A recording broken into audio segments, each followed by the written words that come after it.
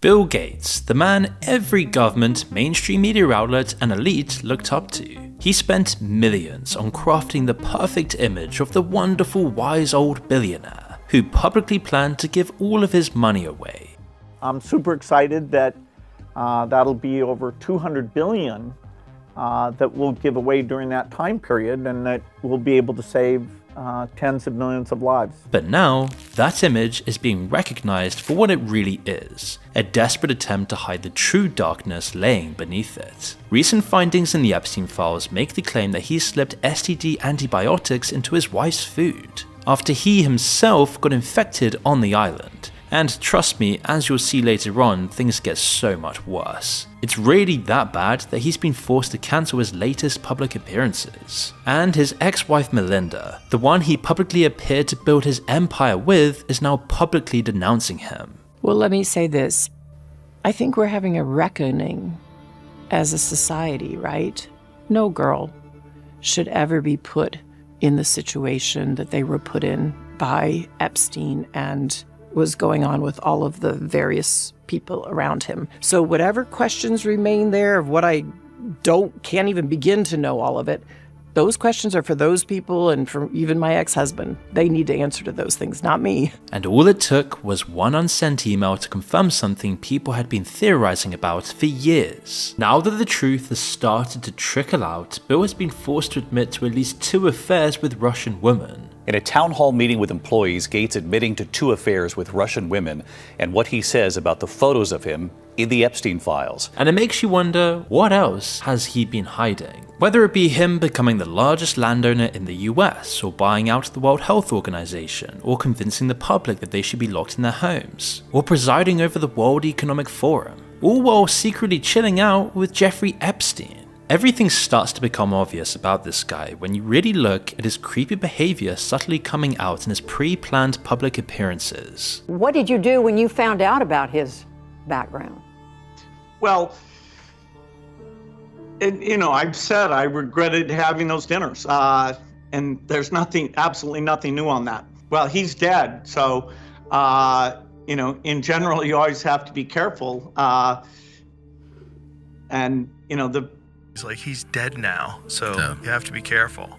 Like, what? Be careful or you'll hang yourself in jail? Is that what you're saying? People are finally waking up to the other side of Bill Gates, the side he spent his life trying to hide from the public. And we're going to uncover in this video how deep this rabbit hole truly goes. Because first of all, Bill Gates made his fortune exploiting a hole in the software industry by building a monopoly. And once we piece this story together, everything else starts to make sense about who Bill Gates really is. As when we say monopoly, we're not joking around. When Bill Gates first took over operating systems, he secured over 80% of the market share by the late 80s. Then he used that control to muscle out the rest of the competition, packaging their 1990 OS with Microsoft Word and Excel. With this unfair advantage, they then used their own developers to make something no one else could, the most compatible software ever. By doing this, Bill Gates was able to achieve a fantasy of his, becoming one of the most powerful men in the entire world, having complete control of technology throughout the 90s, and soon enough becoming the world's richest man. This gave him contacts in high society, access to people you would never have heard of, the very people who actually pull the strings in the world. But because his rise was so rapid and so quick, he quickly became a target from the government, who decided that his monopoly had become too powerful. But they soon would quickly realize that they couldn't stop him even if they wanted to. If Bill ended up sitting in front of a table of enemies rather than friends at his Senate hearing, then that might break up his entire empire. Billions of dollars, his childhood dreams, his need for power, and cementing his legacy as the next Rockefeller were all hanging in the balance. But Bill Gates is many things, and smart is one of them, as he had a trick up his sleeve to get in the good books with the right people,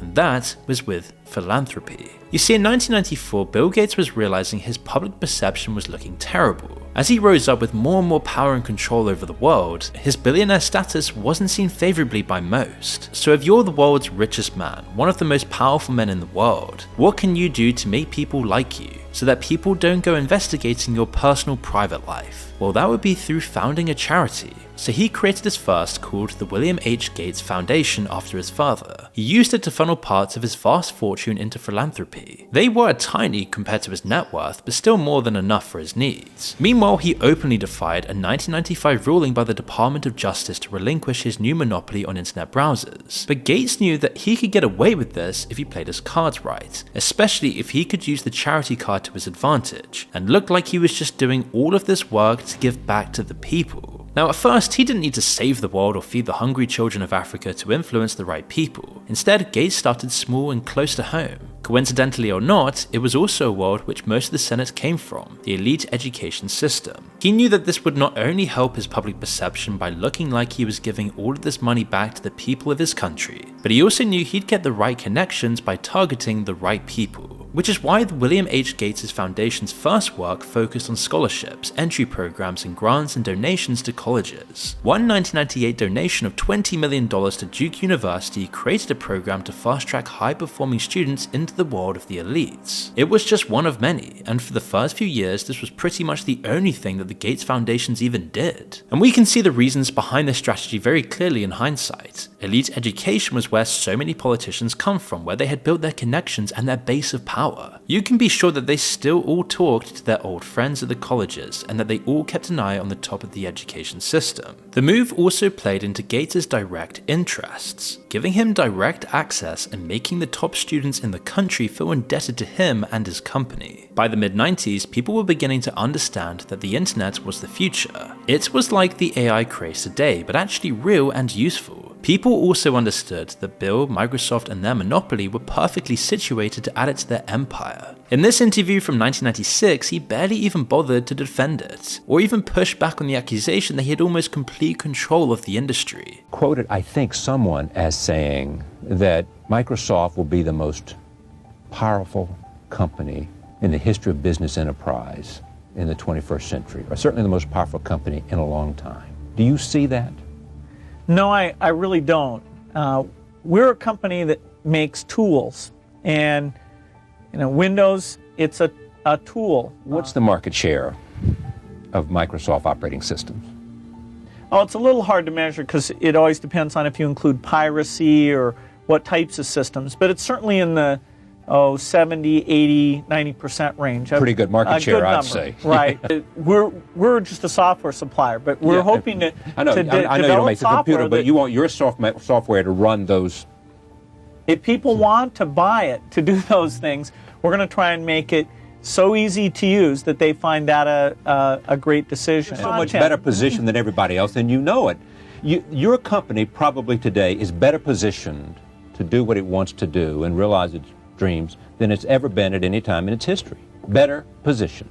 Of course, Bill knew this as well. He was already 3 steps ahead, ensuring he had the right connections and had put the money in the right pockets. So when Gates finally had his Senate hearing, his net worth had risen from around $10 billion to over $46 billion in just 3 years. Articles at the time seemed hopeful that they might see him brought down a peg or two, but nobody really knew if the government had the power to deal with the new richest man in the world. At this point though, Bill was already beginning to indulge in a different side of his life, one that must have been far more interesting than his monopoly problems and potentially more dangerous to his reputation. You see, Bill Gates was a nerdy guy when he was young. He clearly wasn't your classical ladies' man, and he'd pretty much sacrificed everything for business. Throughout, he really stuck with just one woman, the woman he'd built his empire with. He'd been married to Melinda Gates since 1994, but their relationship began in the workplace all the way back in 1987. Melinda had been hired as an engineer at Microsoft where she met Bill, her boss. The two then started an ethically dubious relationship, one that certainly wouldn't be seen as okay by today's standards. But at the time, they were happy and there was little resistance to this. And once they were married, they projected the image of a perfect, happy marriage to the world. It was all perfect for Bill's reputation as the nice, wise, nerdy, rich guy. Then in the late 90s, when Bill Gates had to change his public image, Bill realized that he could use his marriage as the perfect front for a charity. And this is when they co-founded the Bill and Melinda Gates Foundation, which turned their local charity work into a global business. Behind the scenes though, it was quite different, and Bill started to get up to the same tricks again. In 2000, Bill Gates became involved with yet another engineer at his company, who remains anonymous to this day. He was still the CEO at this point, but it didn't stop him from starting an affair which reportedly went on for years. And annoyingly, there's this real sense of arrogance with which Bill Gates carries himself. All the evidence that we'll see paints a picture of a man who was often forward with other women, despite his perfect happy marriage front, and who might have actually been pursuing affairs for years. In a later interview from 2022, when everything started unraveling, his apologies just ring very hollow. Did that happen? Were you unfaithful in your marriage? Is that one of the reasons there was a divorce? I certainly made mistakes, and I take responsibility. I don't think delving into the particulars at this point is constructive, but yes, I caused pain, and I feel terrible about that. Yes, he takes responsibility, but he also doesn't want to talk about any of the things he did specifically. Then later, they ask him about Epstein, and he says this. Why did you continue to meet with him? When you met him, he was already a convicted sex offender. And do you regret that? I certainly made a huge mistake, not only meeting him in the first place, but I met with him a number of times. Gates is using charity to justify what he did and the company he kept. He could have found some way of applying the same logic to his affairs, and you can be sure he would have done that as well. Of course, people at Microsoft knew all about these claims and who Bill really was. Everyone knew his power, and his company's power was getting out of control as well. But nobody has ever wanted to rock the boat and expose him. One, his image in the public consciousness was seemingly insurmountable, and two, he was also one of the most powerful men in America. He was someone who had opinion pieces in the biggest newspapers talking about the massive amounts of money he was giving away. Gates and his foundation weren't like the other charities at the time though. Gates was pioneering a specific kind of charity now known as philanthrocapitalism. As an ideology, it combines charity with economics and business strategy. Traditional charity focused on immediate solutions, give food to the hungry, water to the thirsty, and jobs to the poor. But as the century turned, this kind of charity was losing funding. Then when the war on terror began, the Western government's bankrolling things suddenly tightened their purse strings. So in came Gates and other philanthrocapitalists to fill the gap. But instead of following the traditional methods, they wanted to run things differently, like a company. They began taking direct control of investments rather than giving out aid, focusing on data collection and reshaping overall policies at the government level. With their grip on the money, they were controlling who got the funds and how they were used, which effectively put them in control of their partners abroad, allowing them to subtly change the directions of their policies with the implicit threat of turning off the flow of aid money, which so many people now relied on to live. Meanwhile, this idea of performative charity became the Gates Manifesto. He talked about it whenever he could. In 2007, Gates was invited to address Harvard at one of their student events, and his speech laid out the framework that he would rely on for the next 20 years. We can make market forces work better for the poor if we can develop a more creative capitalism. If we can find approaches that meet the needs of the poor in ways that generate profits for business and votes for politicians, we will have found a sustainable way to reduce inequity in the world. Gates lays it out here plain and simple. His goal was to treat charity like capitalism and use that influence to pressure governments. He accomplished this with his network of elites. Elites like the former president of Harvard, who has recently been forced to resign due to his own links with Epstein. Former Harvard President Larry Summers will resign from his academic and faculty roles at the university at the end of the academic year. This is all over his ties to Jeffrey Epstein. He later admitted slightly more of the truth, but only things the evidence had all but confirmed already. Quote, I did have affairs, one with a Russian bridge player who met me at bridge events, and one with a Russian nuclear physicist who I met through business activities, he reportedly said to colleagues. Because there's only so much you can do as a billionaire. You can buy all of the things in the world and influence the economy, but you can't fully control the government. But with charity, you can become more powerful than often even presidents. Of course, he said this was all just for making people's lives better. But how much better does the world really seem a few decades under the shadowy rule of the billionaire class? Doesn't it feel like things have actually gotten a whole lot worse in nearly every way for regular people? It hasn't always been beneficial for the voiceless people that Gates says he champions either. Despite billions of dollars in investments and their programs for African farmers to use Gates Foundation sponsored GMO seeds and crops, the results are pretty terrible. Not only does this come across like Bill Gates is trying to neo-colonialize Africa, but it's a pretty worrying precedent for what was to come.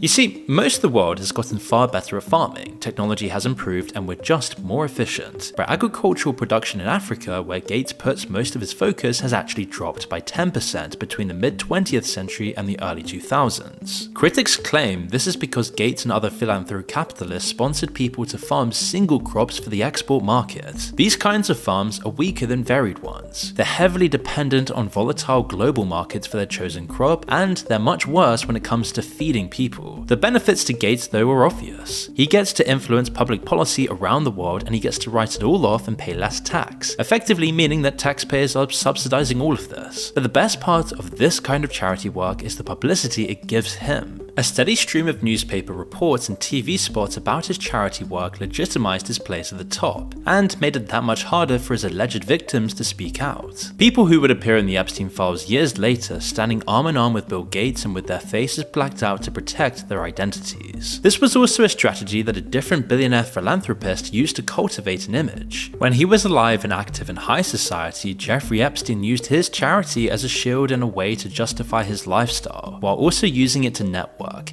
connect with the most powerful people in high society, and likely manipulating them for compromise. In reality, we now know that his charity barely gave any actual money to needy causes compared to his vast wealth. In 18 years, they only donated under $70 million to charity compared to his much vaster fortune. Charity was purely a way of buying leverage and influence over the most powerful people. But on paper, it looked much larger. There's even evidence that Epstein edited his own Wikipedia pages to add much larger figures. One 2013 edit claimed he donated $184 million more than he actually had. The account that made this edit has the same username he had claimed in his earlier court documents. By this point, Epstein and Gates had both been active in the charity world for years, both realizing its lucrative potential. It was also how Epstein first met Bill in 2011. This was just 3 years after Epstein had been convicted for procuring a child as a prostitute, and Bill had been warned about his inappropriate behavior at work. The New York Times alleges that, based on numerous documents from both the Epstein files and the Gates Foundation, Bill visited Epstein's Manhattan townhouse. On one occasion, he stayed late into the night and remarked in emails to colleagues that his lifestyle is very different and kind of intriguing, although it would not work for me. Although it was later revealed that there was a framed $1 bill signed with a handwritten note from Bill Gates on display in Epstein's townhouse, saying, quote, "I was wrong."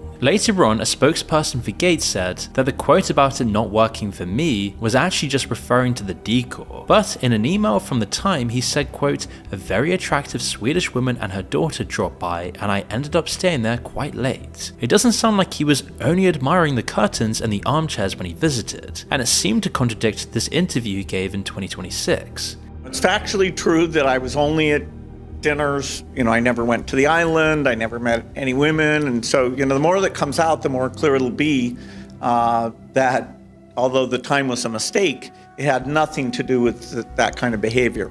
And also, why was there this $1 bill signed personally by him in Epstein's mansion?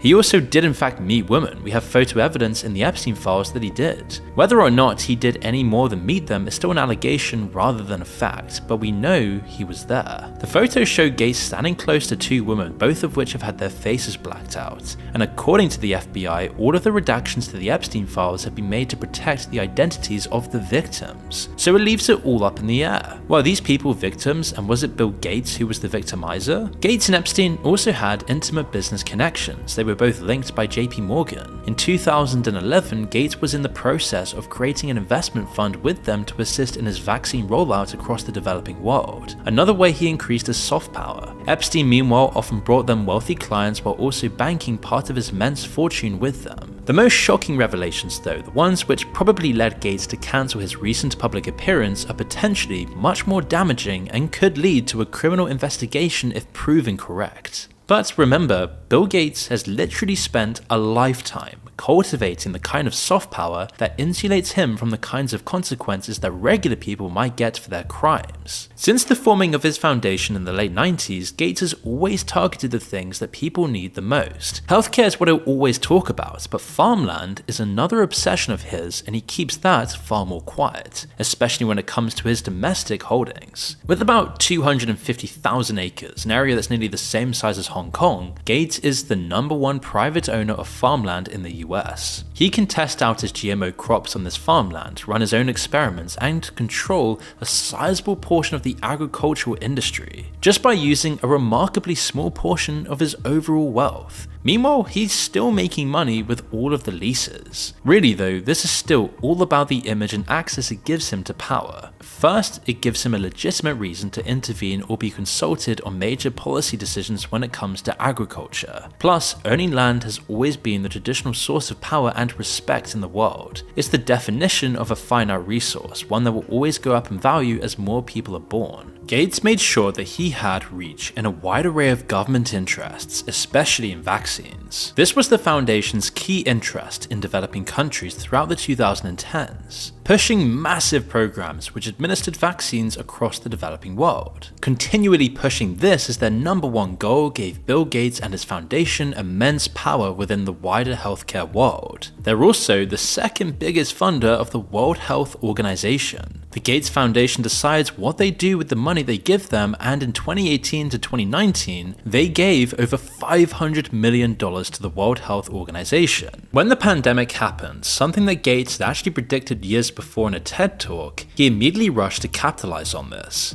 giving interviews with an air of "I told you so," while trying to legitimize his place as a world leader on the response. It's the nightmare that we've been talking about for a long time. And sadly, although a few things like this coalition for vaccines, CEPI, were done after 2015, a very small percentage what we should have done, where we would have diagnostics very quickly, drugs very quickly, and a vaccine far more rapidly. Meanwhile, he used his position to gain even more power in governments across the world, all as a completely undemocratic, unelected billionaire official, where he would pioneer government lockdowns and the complete erosion of freedom throughout the West for years. In addition, this also gave him loads of meetings with world leaders, as well as almost unchecked power to decide where the vaccine rollout happened and who got the doses in the developing world. They also advised the US and other Western nations on their own responses, but in particular, he advised the US and all these other Western nations on the waves of lockdowns and various measures that governments took, effective or otherwise, all without any repercussions later on, even though in hindsight we know how catastrophic these actions really were. Meanwhile, the world's 10 richest men doubled their net worths over the course of the pandemic.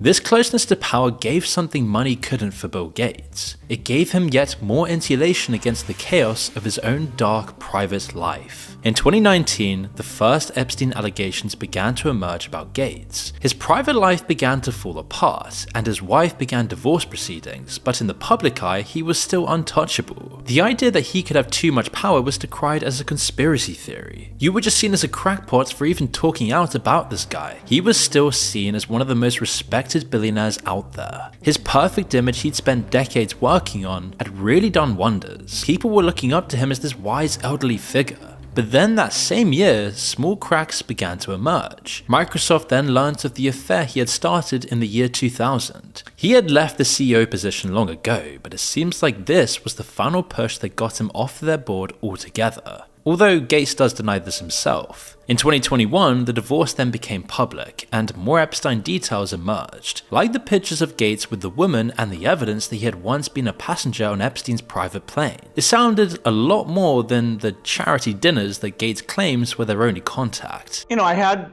dinners with him. He had relationships with people he said, would give to global health, which is a interest I have. Not nearly enough philanthropy goes in that direction. But most importantly, it brings us to the present and the most recent allegations made against Gates. The details are key. In a set of unsent draft emails, Epstein writes an account of the dirty secrets behind their time together. He writes in the voice of the right-hand man of Bill Gates. Then he goes on to describe their activities. The details are key. In a set of unsent draft emails, Epstein writes an account of the dirty secrets behind their time together. He writes in the voice of the right-hand man of Bill Gates. Then he goes on to describe their activities. From helping Bill to get drugs in order to deal with the consequences of sex with Russian girls, to facilitating his illicit trysts with married women, to being asked to provide Adderall for bridge tournaments. Epstein often wrote messages like this, perhaps to record potential blackmail and compromise material on his rich connections, although there was no evidence released alongside the email draft. Some of what he says though about the affairs at least and Bill's specific proclivities towards that can be corroborated. Numerous women have also described having to turn down Bill at various work and charity events after he made inappropriate advances. But this is all just speculation though. Bill has thoroughly denied the accusations, of course. Melinda Gates, on the other hand, seemed to wash her hands of it in this interview.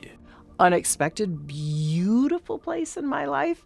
So whatever questions remain there of what I can't even begin to know all of it, those questions are for those people and for even my ex-husband. They need to answer to those things, not me.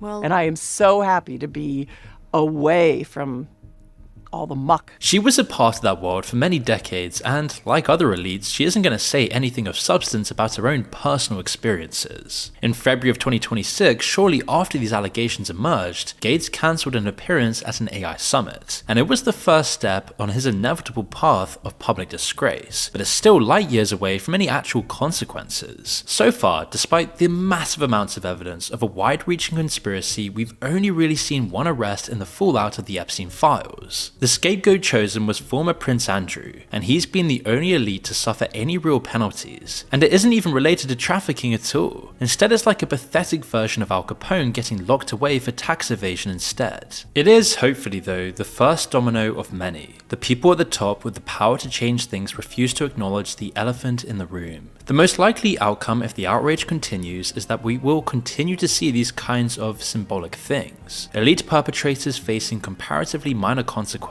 without any true acknowledgement of the actual crimes they allegedly committed. If the momentum continues, then people like Bill Gates might actually get investigated for once. But until then though, we might just have to settle for them losing their reputation instead of their freedom. It's still a massive loss for someone with almost unlimited wealth, as clearly even with all the best PR team and all the money in the world, you simply can't buy your way back from that level of disgrace.